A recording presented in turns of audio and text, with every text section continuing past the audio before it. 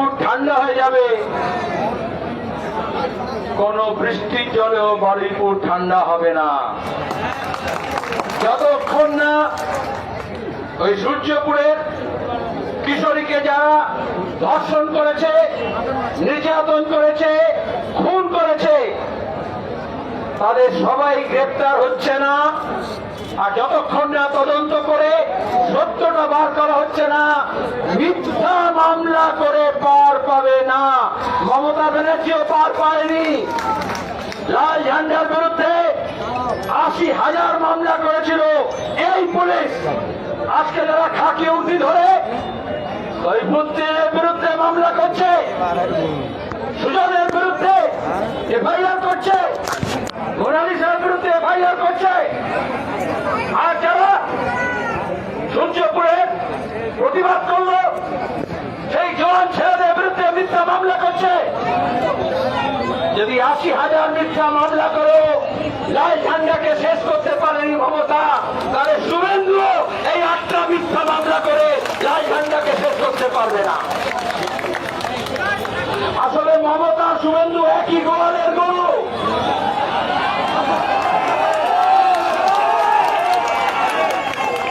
একই খাতালের গোবর।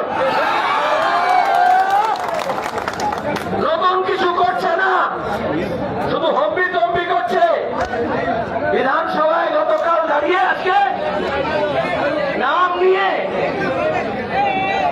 কজন মুসলমান গিয়েছিল, কালকে ছাত্র যুব কংগ্রেসের মিছিলে ওই দালাল পুলিশকে দিয়ে নাম নিয়েছি। বিধানসভার নিজস্ব নিয়ম আছে, সংসদের নিজস্ব নিয়ম আছে, যেটা কাঁথিতে ধরে বক্তৃতা করা যায় সেটা বিধানসভায় করা যায় না। এই মুখ্যমন্ত্রীকে আসলে ওর বাপ ঠাকুরদা কান ধরে যা শিক্ষা দেওয়া দরকার ছিল দেয়নি। আর এখন যখন বড় হয়েছে তখন মমতা ওকে কিষানজির কাছে পাঠিয়ে দিয়েছিলেন। মনে আছে? গায়ে মুখে গামছা ঢেকে সিপিএম কর্মীকে খুন করার জন্য আরএসএস আর তৃণমূল জয়েন্ট মিলিশিয়া করে পাঠিয়েছিল, আর শুভেন্দু হয়েছিল যুব সেনাপতি, আর মনে করেছিল স্টেন গান দিয়ে ল্যান্ডমাইন দিয়ে সিপিএম কে শেষ করবে। আর এখন বলছে গুন্ডা দমন আইন করে শেষ করব। আসলে গুন্ডা দমনের আইন না, যারা প্রতিবাদী তাদেরকে দমন করতে চাইছে। আর যদি নিজে না বুঝে থাকে মমতার সঙ্গে থেকে, তাহলে অমিত শাহ আর মোদীর অবস্থা দেখে বুঝুন। জান্তার মান্তারে নতুন প্রজন্মের ছেলে মেয়ে, ককরোচ পার্টি আর বামপন্থী ছাত্র যুব সংগঠন তাদের উপরে প্লেনের গান ঝালিয়ে মিথ্যা মামলা দিয়ে সোনা মনসুখকে ধরে তুলে নিয়ে গিয়ে ব্যারিকেড করে, টিয়ার গ্যাস করে, জল কামান দিয়ে ভেবেছিল সব ভেস্তে দেবে। ওদের নিজেদের গেম প্ল্যান ভেস্তে গিয়েছে। যখন ভোট করতে এসেছিল তখন বলেছিল ধর্মের জন্য ভোট দিন, আর যখন প্রশ্নপত্র লিক করছে, নিটে কেলেঙ্কারি করছে, এনটিএতে জালিয়াতি করছে, তখন ধর্ম ভুলে গিয়ে ধর্মেন্দ্রের রাজনীতি করছিল। তাও আসল ধর্মেন্দ্র নয়, হেমামালিনীর পর নয়, ওটা তো হিরো ছিল, আর এটা তো ভিলেন।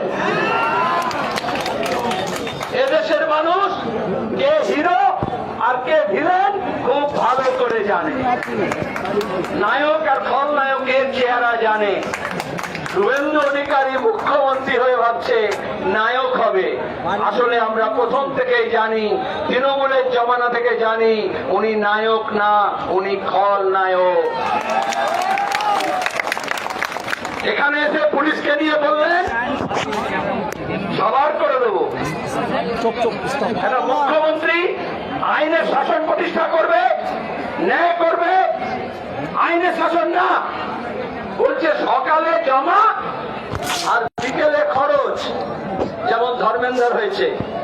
9 বছর আগে ধর্মেন্দ্র প্রধান শিক্ষা দপ্তরে জমা হয়েছিল, আর গোটা দেশের নতুন প্রজন্মের ছেলেমেয়েরা নেমে ওকে খরচ করে দিয়েছিল।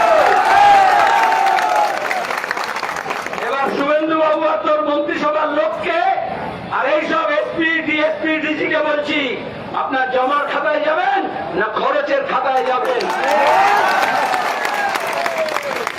আর আমরা যখন খরচ বলি, ওটা পুলিশের গুলিতে এনকাউন্টার না, আমরা এনকাউন্টারের বিরুদ্ধে।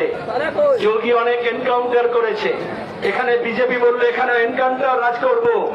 এখনো সবচেয়ে বেশি ধর্ষণ, খুন, তোলাবাজি, রাহাজানি ওই উত্তরপ্রদেশে হচ্ছে।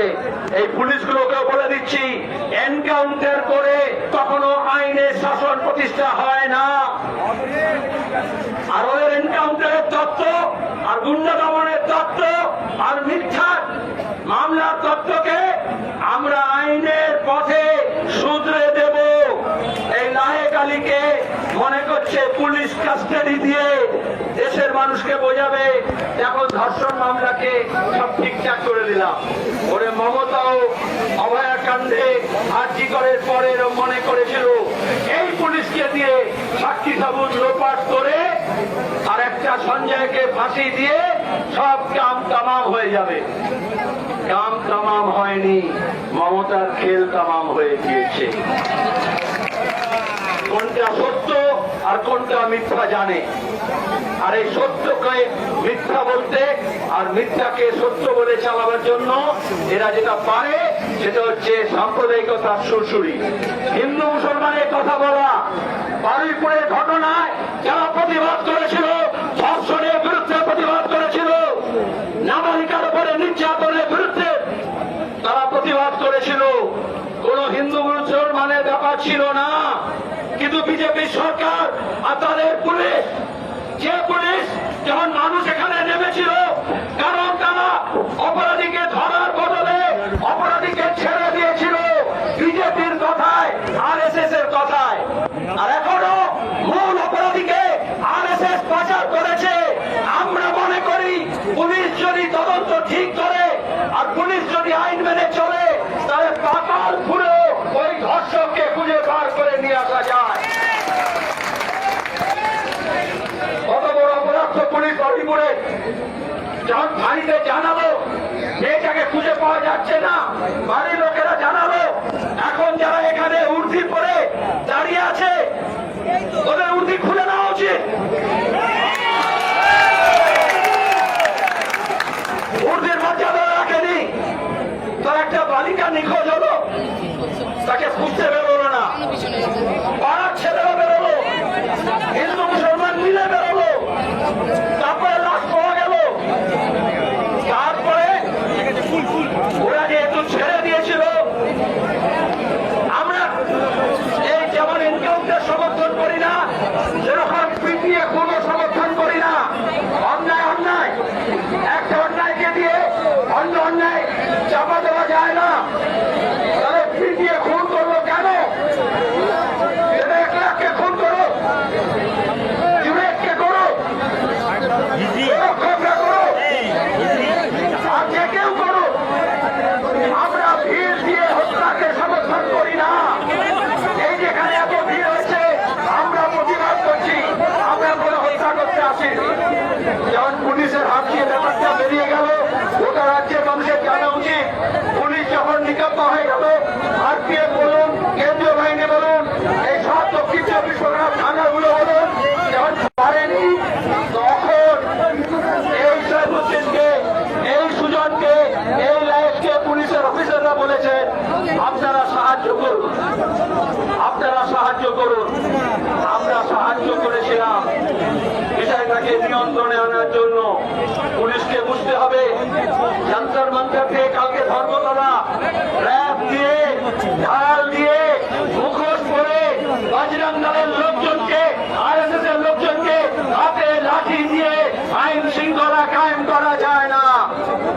আমরা লাল ঝান্ডা আইন মানি, আর এই জন্য আদালতে গেছি। লায়েকের পিসি চেয়েছে, জেসি চেয়েছে, এখানে আমাদের অ্যাডভোকেট সাহেব ব্যানার্জি আছে, একদল আইনজীবী